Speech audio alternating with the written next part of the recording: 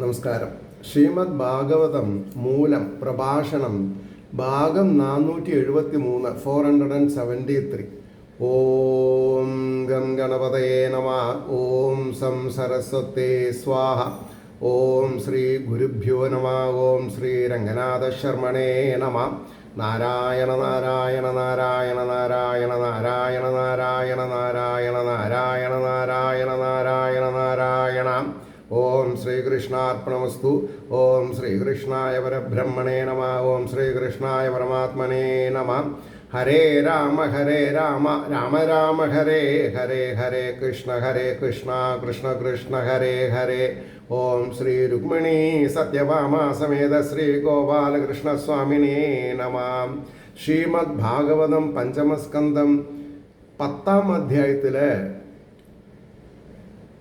പഞ്ചമസ്കന്ധത്തിലെ 10-ാം അധ്യായം ശ്ലോകം 1. ഓം നമോ ഭഗവതേ വാസുദേവായ. ശ്രീശുകാവാച അധ സിന്ധു സൗവീരപതേ രഘുഗണസ്യ വ്രജത ഇക്ഷുമത്യാസ്തടേ തത്കുലപതിന ശിവികാവാഹ പുരുഷാന്വേഷണ സമയേ ദേവേന ഉപസാദിത സദ്വിജവര ഉപലബ്ധ ഏഷ പീവാ യുവാ സംഹനാംഗോ ഗോഘരവധുരം വോടും അലം ഇതി പൂർവവിഷ്ടി ഗൃഹീതേ സഹ ഗൃഹീത പ്രസഭമദർഹ ഉവാഹ ശിവികാം സമഹാനുഭാവാം. ഈ ശ്ലോകത്തിൻ്റെ വാക്കാർത്ഥം പറയുമ്പോൾ അനന്തരം ഒരു ദിവസം ഇക്ഷുമതിയുടെ തീരത്തിൽ, ഇക്ഷുമതി എന്ന നദിയുടെ തീരത്തിൽ സഞ്ചരിക്കുന്ന സിന്ധുദേശം, ശൗവീരദേശം എന്നിവയുടെ പാലകനായ രഘുഗണന്റെ അവരുടെ സംഘാധ്യക്ഷനാൽ പല്ലക്കിൽ തണ്ടെടുക്കുന്ന ജനങ്ങളുടെ അന്വേഷണ സമയത്തിൽ കാണപ്പെട്ട ആ ബ്രാഹ്മണോത്തമൻ ലഭിക്കപ്പെട്ട ഈ തടിയനായ ചെറുപ്രായക്കാരൻ ബലമുള്ള അവയവങ്ങളുള്ളവനുമായ കാള, കഴുത എന്നിവയെപ്പോലെ ഭാരത്തെ വഹിപ്പാനായിക്കൊണ്ട് സമർത്ഥനെന്ന് കരുതി മുമ്പ് ബലാത്കാരേണ പിടിക്കപ്പെട്ടവരോടുകൂടി, അതാണ് പണ്ടത്തെ രാജാക്കന്മാർ കൂലിക്കല്ല ആൾക്കാരെ കൊണ്ടുപോകണത്, ബലാത്കാരേന. രാജാവിൻ്റെ ഭൃത്യന്മാർ അല്ലെങ്കിൽ സേനാനി, ഓരോ സേനകൾക്കും ഒരു സേനാപതി ഉണ്ടാവുമല്ലോ, ഓരോ കൂട്ടക്കാർക്ക്. അവർ ഇന്ന ദിവസം രാജാവിന് ഇന്ന സ്ഥലത്ത് പോവാണ്ട്, പല്ലക്കെടുക്കാൻ ആളില്ല, പല്ലക്കെടുക്കണം, അവിടെ ഉണ്ടാവണമെന്ന് പറഞ്ഞാൽ ഉണ്ടാവണം, ഇല്ലെങ്കിൽ തലയുണ്ടാവില്ല. അതാണ് ബലമായി പറഞ്ഞ് തീൽപ്പിച്ച ആൾക്കാരുണ്ട്. അത് പോരാ, 1-2 എക്സ്ട്രാ സ്റ്റെപ്പിന് ഉണ്ടാവട്ടെ പറഞ്ഞിട്ടാണ് ഭരത ബ്രാഹ്മണനെ കണ്ടപ്പോൾ നല്ല തടിയും നല്ല തണ്ടും തടിയുള്ളപ്പോൾ ഇയാളും കൂട്ടത്തിലിരിക്കട്ടെ എന്ന് പറഞ്ഞിട്ട് പിന്നെ പിടിവാശിയിൽ പിടിച്ചു കൊണ്ടുപോയി എന്നാണ് പറഞ്ഞത്. അതുകൊണ്ടാണ് മുൻപ് ബലാത്കാരേണ പിടിക്കപ്പെട്ടവരോട് കൂടി ബലാത്കാരേണ യോജിപ്പിക്കപ്പെട്ടു. അപ്പോൾ ഈ ബലാത്കാരേണ എന്നുള്ളത് മറക്കരുത്. ഒരിക്കലും നമ്മുടെ ജീവിത വൃത്തിയിൽ ഒരാളേനും ബലാത്കാരേണ നിർബന്ധിക്കരുത്. ഒരു കല്യാണത്തിന് വരാൻ, ഒരു പിറന്നാളിന് വരാൻ ചെയ്യരുത്. കാരണം എന്താ, അവർക്ക് മനസ്സുമുട്ടുണ്ടാവും. ആ മനസ്സുമുട്ട് നമ്മൾക്ക് ശാപമായിട്ട് വരും. പറഞ്ഞിട്ടുണ്ടാവും. ഇതൊക്കെയാണ് എന്താ പറയുക, ആഖ്യാനങ്ങൾ വായിക്കുമ്പോൾ മനസ്സിലാക്കാൻ സാധിക്കുന്ന കാര്യങ്ങൾ. അതിന് യോഗ്യനല്ലെങ്കിലും, എന്താ അങ്ങനെ പറയാൻ കാരണം, ഇദ്ദേഹം എന്താ പറയുക, ഒരു പരമഹംസ പദവിയിലിരിക്കുന്ന ആളാണ്. മോക്ഷം കിട്ടിയിട്ടുള്ള ആളാണ്, മോക്ഷം കിട്ടാനുള്ള ആളല്ല. മോക്ഷം കിട്ടിയ ആൾക്ക് മാത്രമേ കേടുവന്ന ആഹാരം കഴിക്കാൻ പറ്റുള്ളൂ. അത്രയും പിന്നെ എന്താ പറയുക, തോന്നരുത്, ശരീരാഭിമാനം തോന്നരുത്. ആ വാസനേനെ ബലാത്കാരേണ മാറ്റി നിർത്താൻ, അവിടെ ബലാത്കാരേണ ഉത്തമമാണ്. പ്രശ്നയോ? അപ്പോൾ അതിന് യോഗ്യനല്ലെങ്കിലും മഹത്തായ അനുഭവത്തോടു കൂടിയ അവൻ പല്ലക്കിനെ വഹിച്ചു. കാരണം പറഞ്ഞാൽ കേൾക്കാന്നല്ലാതെ കണ്ട് അദ്ദേഹം എന്താ വിചാരിക്കണത്, എല്ലാം ബ്രഹ്മമയാണ്. അദ്ദേഹം പല്ലക്കെടുക്കുന്നത് ഭഗവാന്റെ പല്ലക്കെടുക്കുന്ന ലാഘവത്തോടു കൂടിയിട്ടാണ്. അത്ര മനസ്സിലാക്കിയാൽ മതി. ഇനി അതിൻ്റെ ഭാവാർത്ഥത്തിലേക്ക് പോവാം. ശ്രീ ശുഗമുനി അരുളി ചെയ്തു, ജഡഭരതൻ്റെ സർവജ്ഞതയെ പ്രകാശിക്കുന്ന രഘുഗണ മഹാരാജാവിൻ്റെ ചരിതം പറയുന്നു. അതിൽ പിന്നെ ഒരു നാൾ സിന്ധുദേശം സൗവീരദേശം എന്നിവയുടെ പാലകനായ രഘുഗണൻ തത്വം അറിവാൻ ആഗ്രഹിച്ചുകൊണ്ട് കപിലാശ്രമത്തിലേക്ക് യക്ഷുമതി നദീതീരത്തിൽ കൂടി പല്ലക്കിലിരുന്ന് യാത്ര ചെയ്യുകയായിരുന്നു. പല്ലക്കടുപ്പിച്ചു കൊണ്ടുപോകുന്ന അധിപൻ വഹിക്കാൻ ചിലരെ കൂടി ഉണ്ടാകേണ്ടതിനായി അന്വേഷിക്കുന്ന സമയം പ്രാരബ്ധവശാൽ, കാരണം രണ്ടർത്ഥം പറയണം അവിടെ. ഒന്ന്, പ്രാരബ്ധം, രഘുകുല ചക്രവർത്തിക്ക് ബ്രഹ്മോപദേശം കിട്ടാനുള്ള യോഗമുണ്ട്. വേറൊന്ന്, ജഡഭരതന് ആ ബ്രഹ്മോപദേശം കൊടുക്കാനുള്ള എന്താ പറയുക നിയോഗം ഉണ്ട്. രണ്ടു കൂട്ടർക്കും നിയോഗമുണ്ട്. അപ്പോൾ ഭഗവാൻ ചില ലീലകളെ കൊണ്ട് രണ്ടു കൂട്ടരും കൂട്ടിമുട്ടിക്കുകയാണ്. അപ്പോൾ ബ്രഹ്മോപദേശത്തിന് കാഠിന്യം കൂടും. കാരണം ആ വഴിമധ്യേ ഇവർ തമ്മിലുണ്ടായിട്ടുള്ള സംവാദം തന്നെ വേദാന്താണ്. അതാണ് നമുക്ക് മനസ്സിലാക്കേണ്ടത്. അപ്പോൾ ആ ബ്രാഹ്മണ ശ്രേഷ്ഠനെ തന്നെ കണ്ടു. അതാണ് പ്രാരബ്ധവശാൽ എന്ന് പറയാൻ കാരണം. ഇപ്പോൾ നമ്മൾ നന്നാവുന്നതും പ്രാരബ്ധവശാലാണ്, ചീത്തയാവുന്നതും പ്രാരബ്ധവശാലാണ്. അപ്പോൾ അവനെ ബലാത്കാരേണ പല്ലക്കെടുക്കുവാനായി നിയോഗിച്ചു. തടിയും ദേഹബലവുമുള്ള ഇവൻ കാള, കഴുത എന്നിവയെപ്പോലെ ഭാരം വഹിപ്പാൻ മതിയായവൻ തന്നെ എന്ന് പറഞ്ഞ് മുമ്പ് ബലാത്കാരേണ വഹിക്കുന്നവരോടുകൂടി ഇവനെയും ഏർപ്പെടുത്തി. മഹാനുഭാവനായ ആ ബ്രാഹ്മണൻ ആ പ്രവർത്തിക്ക് ഉചിതനല്ലെങ്കിലും അവരുടെ നിർബന്ധത്തിന് കീഴടങ്ങി പല്ലക്ക് ചുമന്നു. മഹാത്മാക്കളെ കണ്ടറിവാനുള്ള ബുദ്ധിവിശേഷം പ്രാകൃതന്മാർക്ക് ഉണ്ടാകുവാൻ വളരെ വിഷമമാണെന്നും. അപ്പം ഇവിടെ ആരാ പ്രാകൃതന്മാർ? രാജഭടന്മാരുടെ നേതാവ്. അതാണ് നമ്മൾ മനസ്സിലാക്കേണ്ടത്. ശരീരഗുണവർണ്ണനത്തിൽ നിന്ന് ആത്മാരാമന്മാരുടെ ദേഹസൗഷ്ഠവും ഏതുവിധം ഇരിക്കും എന്നും സൂചിപ്പിച്ചിരിക്കുന്നു എന്ന് പറഞ്ഞു. രണ്ടാമത്തെ ശ്ലോകം, യഥാഹി ദ്വിജവരസ്യേഷു മാത്രാവലോകാനുഗതേ ന സമാഹിത പുരുഷഗതിസ്തദാ വിഷമഗതാം ശശിഭികാം രഘുഗണ ഉപധാര്യ പുരുഷാനദിവഹത ആഹേ ഓടാര സാധ്വതിക്രമത കിം ഇതി വിഷുമമുഹൃത്യയാനം ഇതി. എന്താ നടക്കാനൊന്നും വശമില്ലേ ചോദിക്കുകയാണ് ആര്? രഘുകുല ചക്രവർത്തി. അപ്പോൾ അതിൻ്റെ വാക്കാർത്ഥം ആദ്യം പറയാം. വിൽപ്പാട് ദൂരം നോക്കിക്കൊണ്ട് എന്ത് പറഞ്ഞാൽ അർത്ഥം? ഒരു 5-5.25 അടി ദൂരം ഉണ്ടാകുമ്പോൾ ഒരു വില്ല്. ആ വില്ലാണ് ഞാൻ ഈ ഇടത് കൈയെ പൊന്തിക്കുക. അത് വിചാരിച്ചത് നിങ്ങൾ പേടിക്കണ്ട. ഇനി ഇടത് കൈയിലാണോ പിടിക്കേണ്ടതെന്ന് എനിക്കറിയില്ല. വലത് കൈ അസ്ത്രം പെടാനുള്ളതാവുന്ന തോന്നണത് എനിക്ക്. കാരണം അവിടെയുള്ള മന്ത്രമൊക്കെ വേണ്ടത്. എന്തായാലും ഒരു കൈ കൊണ്ട് ഇങ്ങനെ പൊന്തിച്ച് ഈ ഞാണിൻ്റെ തൂവലിനെ അസ്ത്രത്തിൻ്റെ തൂവലിനെ ഞാണുമ്പിൽ ഘടിപ്പിച്ച് വലിക്കുകയാണ്. എന്നിട്ടത് അഭിമന്ത്രിച്ച് ഇന്ന വ്യായവ്യം വേണോ, അഗ്നി വേണോ, വരുണാസ്ത്രം വേണോ, പർവ്വതം വേണോ എന്നൊക്കെ ഇവരെ കാറ്റ് വേണോ എന്നൊക്കെ പറഞ്ഞിട്ട് മന്ത്രം ചൊല്ലിയിട്ടാണ് അയക്കുക. അതാണ് വില്ല്. ആ ഒരു വിൽപ്പാട് എന്ന് പറഞ്ഞാൽ ഒരു 5-5.5 അടി. ഇയാൾ വലിയ ഉയരമുള്ള ആളാണ്. ഒരു 5.25 അടി ഉണ്ടെന്ന് വിചാരിക്കുക. അപ്പോൾ ഒരു ട്രയാങ്കിള് ഭൂമിയിൽ നിന്ന് അങ്ങോട്ടും ഇയാളുടെ ആംഗിൾ ഓഫ് എന്താ പറയുക, എലിവേഷൻ എന്താ പറയുക, എനിക്കറിയില്ല അതിനെ പറ്റിയിട്ട്. അപ്പോൾ ഒരു ത്രികോണമായ എങ്ങനെ ഉണ്ടാവും? നമ്മുടെ കണ്ണ് ശരിക്കും 45 ഡിഗ്രിയിൽ നിലം പതിക്കുമ്പോൾ ഒരു വിൽപ്പാട് വല്ല ജീവി ഉണ്ടോ, വല്ല ചിരട്ടയോ ഇരുമ്പോ ഉണ്ടോ നോക്കിയിട്ട് അദ്ദേഹം നടക്കുക. ഒരു വിൽപ്പാട് അകലത്തിൽ ഈ മീതെ നടക്കില്ല. അപ്പോൾ വളരെ മെല്ലെ ശ്രദ്ധിച്ചിട്ട് കാല് വയ്ക്കൂ. വളരെ ശ്രദ്ധിക്കണം.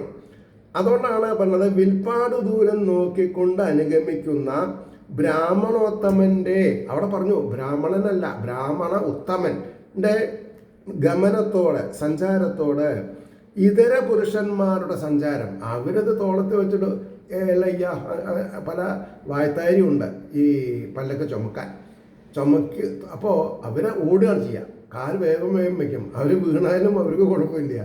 ഇയാൾ അങ്ങനെയല്ല. ഇയാൾ സർവജ്ഞനാണ്. അപ്പോൾ കാലിൻ്റെ അടിയിൽ ഇരുമ്പോ ഈച്ചയോ കൊതുകോ വരാൻ പാടില്ല. അത്രയും സൂക്ഷിച്ചിട്ടാണ് നടക്കുന്നത്. അത് മറ്റുള്ളവരുടെ ഗതിയെ മുടക്കി. അപ്പോൾ ഈ പല്ലക്കിലിരിക്കുന്ന ആൾക്കൊരു അസ്വാസ്ഥ്യം തോന്നും. അങ്ങനെയാണ്. 4 ആൾ എടുക്കണമെങ്കിൽ ആ 4 ആളും ഒരേ സ്പീഡിൽ നടക്കണം. മനസ്സിലായില്ലേ? അപ്പോൾ ഇതര പുരുഷന്മാരുടെ സഞ്ചാരം എപ്പോൾ യോജിക്കാത്തതായി അപ്പോൾ തൻ്റെ ഡോളി സമത്തിൽ സഞ്ചരിക്കുന്നില്ലെന്നറിഞ്ഞിട്ട് രഘുഗണൻ എടുത്തു നടക്കുന്ന ആളുകളോട് വാഹനം എന്തുകൊണ്ട് വിഷമമായി വഹിക്കപ്പെടുന്നു?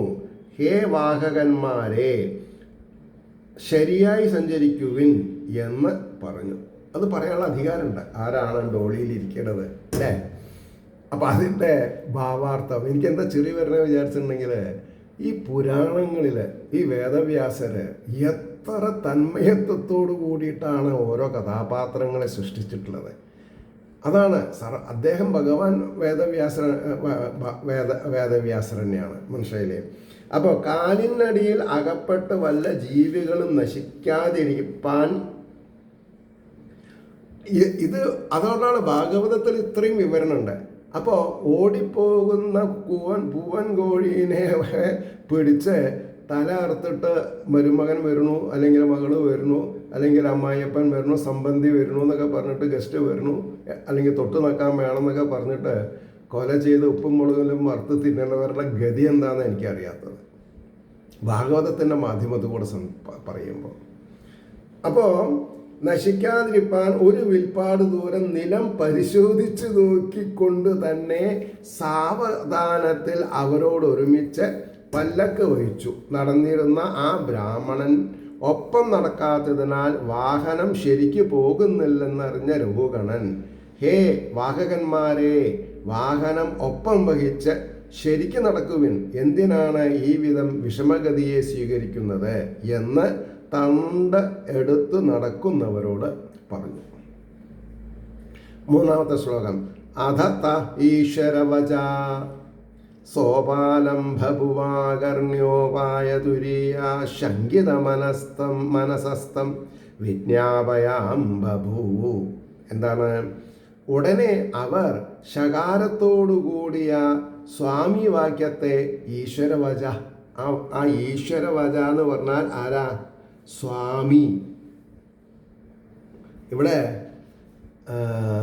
ഇത് കേട്ടുകൊണ്ടിരിക്കുന്ന ഹരിദാസൻ്റെ ഒരു സിസ്റ്റർ, ഞാൻ കണ്ടിട്ടില്ല കുട്ടീനെ, ഹരിദാസൻ പറഞ്ഞിട്ട് എനിക്കറിയാം. അവർ ചോദിച്ചു, സ്വാമി ശരണം എന്താ അർത്ഥം?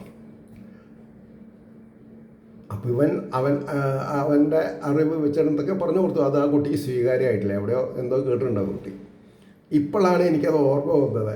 അപ്പം എൻ്റെ കയ്യിൽ വെട്ടമ്മാണിയുടെ ഗ്രന്ഥമുണ്ട്. അതിൽ ഓരോ അക്ഷരങ്ങൾ, അല്ലെങ്കിൽ 2 അക്ഷരങ്ങൾ 3 അക്ഷരങ്ങളുള്ള വാക്കിനൊക്കെ അർത്ഥം പറഞ്ഞിട്ടുണ്ട്. പക്ഷേ അതിൽ പറഞ്ഞിട്ടില്ല. എന്തോ നല്ല കാലം എൻ്റെ അടുത്ത് ഈ എന്താ പറയുക, കുന്നംകുളത്ത് പഞ്ചാംഗം പ്രസ് വരണമെന്നുണ്ട്. അതിൽ സംസ്കൃതം മലയാളം നിഘണ്ടു അത് ഞാൻ വാങ്ങി വെച്ചിട്ടുണ്ട്. അതും എനിക്ക് ഉപകാരമായി. അതിലെ സ്വാമി എന്നുള്ളതിന് ഈ പറഞ്ഞ മാതിരി ഭർത്താവ്, നാഥൻ, വിഷ്ണു, ശിവൻ, സുബ്രഹ്മണ്യൻ, ഇവരൊക്കെ ലോകപാലകന്മാരാണ്, സർവജ്ഞന്മാരാണ്. ഈശ്വര എന്നുള്ള ശബ്ദം എല്ലാവർക്കും പറ്റില്ല. സൂര്യനെ ഭഗവാനെ പറഞ്ഞിട്ടുള്ളൂ. പറയുമ്പോൾ ലോകത്തിൻ്റെ കണ്ണാണ് സൂര്യൻ. സൂര്യനാരായണമൂർത്തി എന്ന് പറഞ്ഞാൽ ശരിയാവും ചെയ്തു, ഭഗവാൻ ഈശ്വരനാണ്. അപ്പോൾ പറഞ്ഞു വന്നത്, ഇവിടെ സ്വാമി വാക്യത്തെ ആർക്ക് അന്നം കൊടുക്കണോ, അന്നം ആരിൽ നിന്ന് വാങ്ങണോ, വാങ്ങിക്കഴിക്കുന്ന ആൾക്ക് അന്നം കൊടുക്കുന്ന ആളാരാ? സ്വാമിയാണ്. ഇതാണ് നമ്മൾ മനസ്സിലാക്കേണ്ടത്. ഇത് ഈശ്വരവച എന്ന് പറഞ്ഞപ്പോഴാണ് ഈ കഥയൊക്കെ പറയേണ്ടി വരുന്നത്. ഇതിനാണ് സന്ദർഭത്തിനനുസരിച്ച് അത് ഈശ്വരൻ നമുക്ക് തരികയാണ്, അല്ലാതെ ഒന്നുമല്ല. അപ്പോൾ സ്വാമി വാക്യത്തെ കേട്ടിട്ട് 4-ാമത്തെ ഉപായത്തിൽ നിന്ന് ശങ്കിച്ച മനസ്സോടുകൂടിയവരായിട്ട് അവനെക്കുറിച്ച് അറിയിച്ചു. വിജ്ഞാപയ അംബഭൂവു എന്ന് പറഞ്ഞാൽ 4-ാമത്തെ ഉപായം എന്ന് പറഞ്ഞാൽ എന്താ അർത്ഥം? അതായത് സാമം, ദണ്ഡം, അങ്ങനെ 4 എണ്ണത്തിലുണ്ട്. ആദ്യം പറഞ്ഞു കൊടുക്കുക, എന്നിട്ട്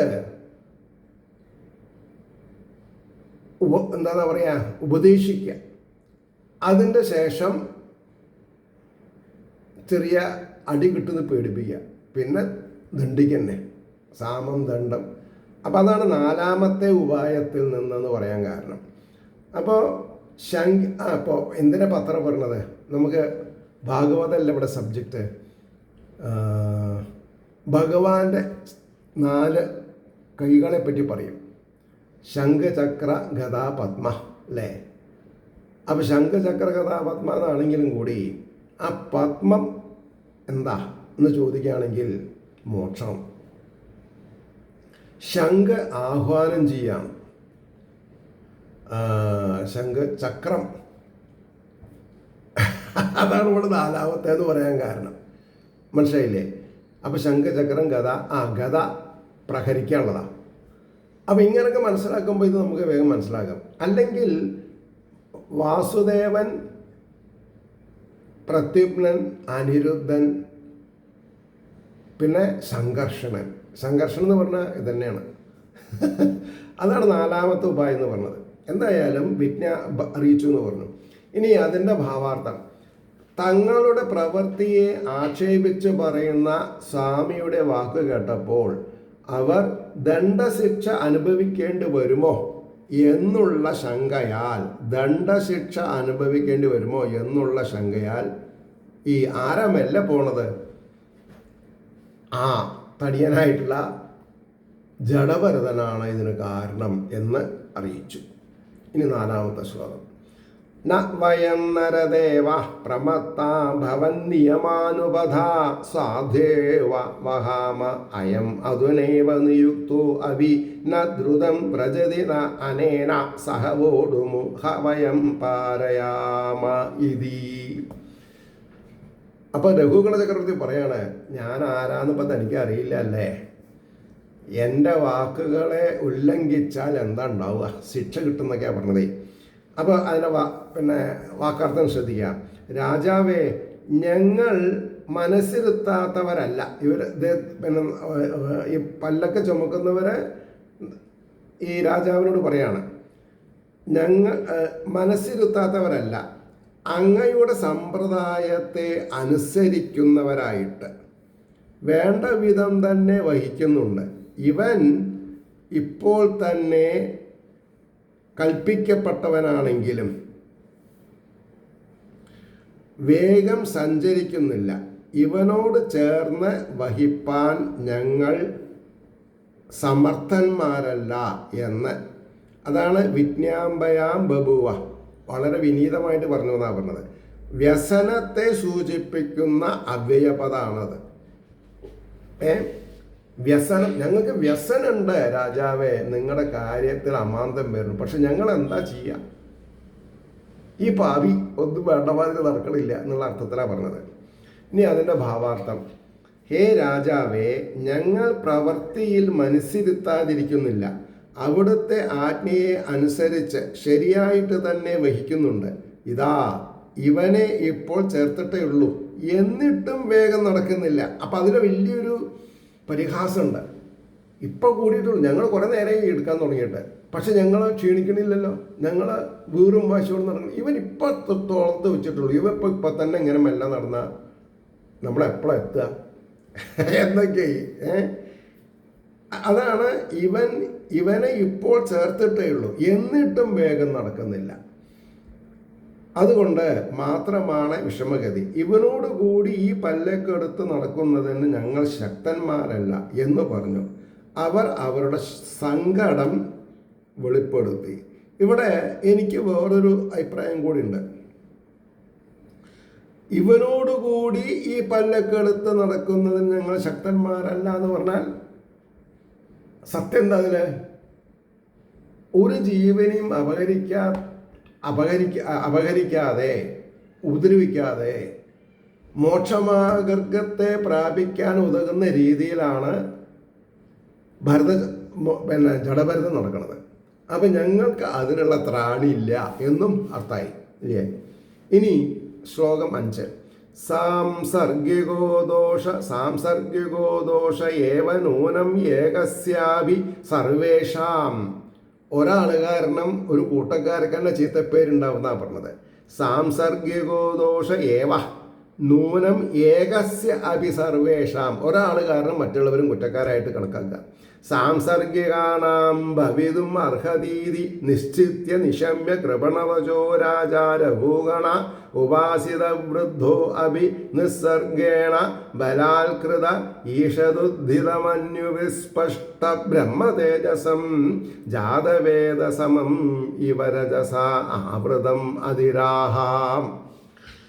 അതിൻ്റെ വാക്കർത്ഥം, ദുഃഖിക്കുന്ന അവരുടെ വാക്കിനെ കേട്ടിട്ട് സംസർഗത്തിൽ നിന്നുണ്ടായ ഒരുവൻ്റേതാണെങ്കിലും ദോഷം സംസർഗത്തോടു കൂടിയ സകലർക്കും ഭവിക്കത്തക്കതു തന്നെ നിശ്ചയം എന്ന് നിശ്ചയിച്ചിട്ട് വൃദ്ധന്മാരെ സേവിച്ചവനാണെങ്കിലും രാജാവായ രഘുഗണൻ സ്വഭാവത്താൽ ആക്രമിക്കപ്പെട്ടവനും അല്പം പുറപ്പെട്ട കോപത്തോടു കൂടിയവനും രജോഗുണത്താൽ മൂടപ്പെട്ട ബുദ്ധിവൃത്തിയോടു കൂടിയവരുമായിട്ട് അഗ്നി എന്ന പോലിരിക്കുന്ന പുറത്തു കാണാതിരിക്കുന്ന ബ്രഹ്മ തേജസ്സോടു കൂടിയ അവനോട് പറഞ്ഞു. ആരോട്? ഭരതനോട് പറഞ്ഞു, ജഡഭരതനോട് പറഞ്ഞു പറയാം. ദുഃഖിതന്മാരായ ഭൃത്യന്മാർ പറഞ്ഞതിനെ കേട്ട രഘുഗണൻ സംസർഗം നിമിത്തം സംഭവിച്ച ദോഷം തന്നെയാണിത്. ദോഷം ചെയ്തവൻ ഒരുവനായാലും കൂട്ടുകാർക്കെല്ലാം ആ ദോഷം ബാധിക്കും എന്ന് നിശ്ചയിച്ചു. സാധുജനങ്ങളെ ആരാധിക്കുന്നവൻ തന്നെ രഘുഗണൻ എങ്കിലും സ്വഭാവസിദ്ധമായ രജോഗുണത്തിൻ്റെ ശക്തിയാൽ അല്പം ക്രോധം ജനിച്ചതുകൊണ്ട് ചാരം മൂടിക്കിടക്കുന്ന തീയെന്ന പോലെ പുറമേ കാണാത്തതായ ബ്രഹ്മതേജസ്സോടു കൂടിയിരിക്കുന്ന ആ മഹാത്മാവിനോട് പറഞ്ഞു. ഇതെന്തിനാ നമ്മൾ പഠിക്കണത്? ഇതേപോലുള്ള അബദ്ധം നമ്മൾക്ക് വരാൻ പാടില്ല. രഘുഗണ ചക്രവർത്തിനെ പോലെ ഭാഗവതം പഠിക്കുന്ന നമ്മൾ ഭാഗവതം പഠിപ്പിക്കുന്ന സ്ഥലത്ത് അല്ലെങ്കിൽ ഭാഗവതം പറയുന്ന യജ്ഞവേദിയിൽ ആരാ നിങ്ങളോട് ഇവിടെ ഇരിക്കാൻ പറഞ്ഞത്? ഞാൻ ഇരുന്ന സ്ഥലത്താണ്. ഞാൻ ചായ കുടിക്കാൻ പോയി വരുമ്പോഴേക്കും നിങ്ങൾ ഇവിടെ കയറിയിരുന്നു. നിങ്ങൾ മാറിയിരിക്കും. അങ്ങനെ പറയരുത്. അങ്ങനെയാണ്. ഇത് കേൾക്കുമ്പോൾ എൻ്റെ ചേച്ചി ചിരിക്കലുണ്ടാവും. കാരണം ബോംബെയിലൊക്കെ ഇങ്ങനെ പതിവുണ്ട്. ചിലവർ കഥ വായിക്കുകയാണെങ്കിൽ അതാവും ശ്രദ്ധിക്കുക. അപ്പോഴാവും ഗേറ്റിൽ നിന്ന് ഒരാൾ നേരങ്ങൾ ഇറങ്ങിയവരുണ്ടാവുക. ഇതേ വരാൻ പാടില്ല എന്നൊക്കെ പറയും.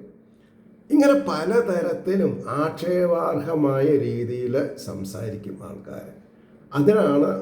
അതേമാതിരി ചിലവരുണ്ട്, ചില ആചാര്യന്മാർ, നിങ്ങളിങ്ങനെ സംസാരിക്കുകയാണെങ്കിൽ ഇവിടെ പ്രഭാഷണം ചെയ്യാൻ പറ്റില്ല, വേണ്ട. കാരണം എൻ്റെ ഗുരുനാഥൻ എന്താ പറയുന്നത്? സഭയിൽ മാലപ്പടക്കം പൊട്ടിച്ചാലും താൻ പറയേണ്ടത് പറഞ്ഞുകൊണ്ടിരിക്കണം. കാരണം ശീതോഷ്ണങ്ങളെ ജയിക്കുന്നവനായിരിക്കണം ആചാര്യനാ.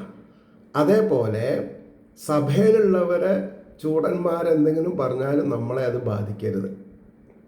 പ്രമുഖയിലെ അപ്പോൾ ഏകാഗ്രചിത്ത് ഉണ്ടെങ്കിൽ ഏത് മലിനീകരമായ അവസ്ഥയിലും സാത്വിക ഗുണനിധികൾ രക്ഷപ്പെടും. അതാണ് പറയേണ്ടത്. അപ്പോൾ ഇനി അടുത്ത ശ്ലോകം കേട്ടോളൂ. ആ ശ്ലോകം 6. അഹോ കഷ്ടം ഭ്രാതർവ്യക്തം ഒരു പരിശ്രാന്തോ ദീർഘം അധ്വാനമേക ഏവ ഊഹിവാൻ സുചിരം ന അതിപീവാ ന സംഹനാനംഗോ ജരസാ ച ഉപദ്രുതോ ഭവാൻ സഖേ നോ ഏവാപര ഏതേ സംഘട്ടിന ഇതി ബഹുവിപ്രലബ്ധോ അവിദ്യയാ ആവിഹിതദ്രവ്യ ഗുണകർമാശയ സ്വചരമകളേവരേ അവസ്തുനി സംസ്ഥാന വിശേഷേ അഹം മമേത്യാനധ്യാരോപിതം ഇത്യാ പ്രത്യയോ ബ്രഹ്മഭൂതസ്തുഷ്ണീം ശിബികാം പൂർവവധൂവാഹ എന്ന ശ്ലോകം. ഹേ സഹോദര, വിളിയൊക്കെ തർക്കമില്ല. ഹേ സഹോദര, ഹേ പ്രിയ, അതീവ കഷ്ടമായിപ്പോയി എന്നാണ് പറഞ്ഞത്. ഏറ്റവും ക്ഷീണം ബാധിച്ചു, സ്പഷ്ടം തന്നെ, കളിയാക്കാണ്. അധികകാലം അതിദൂരം വഴി ഒരുവനായിട്ട് മാത്രം വഹിച്ചു. ആഹാ, താൻ ക്ഷീണിക്കാണ്ടിരിക്കാൻ വഴിയില്ല. പല്ലക്ക് താൻ അവിടുന്ന് പുറപ്പെട്ട മുതൽക്ക് താൻ ഒറ്റയ്ക്കാണല്ലോ വഹിക്കണത് എന്ന്. ദേഷ്യം വരാണ്ടിരിക്കുമോ? അപ്പോഴും ഇയാൾക്ക് ദേഷ്യം ഒന്നുമില്ല ജഡഭരതന്. അധികം തടിയനല്ല, ബലമുള്ള അവയവങ്ങളോട് കൂടിയവനുമല്ല, അങ്ങ് ജരയാൽ ഉപദ്രവിക്കപ്പെട്ടവനുമായിരുന്നു. അപ്പോൾ നീ തടിയുള്ളവനും എന്നുള്ള നിനക്ക് ആരോഗ്യമൊന്നുമില്ല, നിന്നെ ജര ബാധിച്ചിരുന്നു, അതുകൊണ്ടാണ് നീ മെല്ലെ നടക്കണത് എന്നാണ് അതിൽ വ്യംഗ്യം. എന്നിട്ടോ, ചേർന്ന് വഹിക്കുന്ന അന്യന്മാരായ ഇവർ ആ വിധക്കാരല്ല നിശ്ചയം. ബഹുപ്രകാരത്തിൽ അപഹസിക്കപ്പെട്ടവനായിരുന്നാലും, അതാണ് ഇങ്ങനെ മേൽ പറഞ്ഞ കൂട്ടത്തിൽ പലതരത്തിലും അപഹസിക്കപ്പെട്ടു. അപ്പോഴും വേണമെങ്കിൽ ജഡഭരതനെ ശപിച്ച് ഭസ്മാക്കാൻ പറ്റും, അയാൾ ചെയ്തില്ല. അതാണ് നമ്മുടെ കയ്യിൽ എന്തൊക്കെ ഉണ്ടെങ്കിലും അത് എല്ലാ സ്ഥലത്തും ഉപയോഗിക്കരുത്. അതാണ് പറഞ്ഞു പറഞ്ഞതിൻ്റെ താല്പര്യം. അപ്പോൾ അവിദ്യയാ അവിഹിത, അജ്ഞാനശക്തിയാൽ രചിക്കപ്പെട്ട ഭൂതങ്ങളോടും ഗുണങ്ങളോടും കൂടിയ അന്ധക്കരണസഹിതമായ തൻ്റെ അന്ത്യമായ ശരീരം സത്യവസ്തുവല്ലാത്തതും വിന്യാസവിശേഷമായതുമായ അതിൽ ഞാൻ എൻ്റേത് എന്ന് ആരോപിക്കപ്പെടാത്ത മിഥ്യാബുദ്ധിയോടുകൂടിയവനും ബ്രഹ്മമായി ഭവിച്ചവനുമായ അവൻ ഒന്നും പറയാതെ മുമ്പത്തെ പോലെ ഡോളിയെ വഹിച്ചു. ആവിഹിത എന്നതിന് രചിത എന്ന് പാഠാന്തരം എന്ന് പറഞ്ഞു. ഇനി അതിൻ്റെ ഭാവാർത്ഥം പറഞ്ഞിട്ട് നിർത്താം.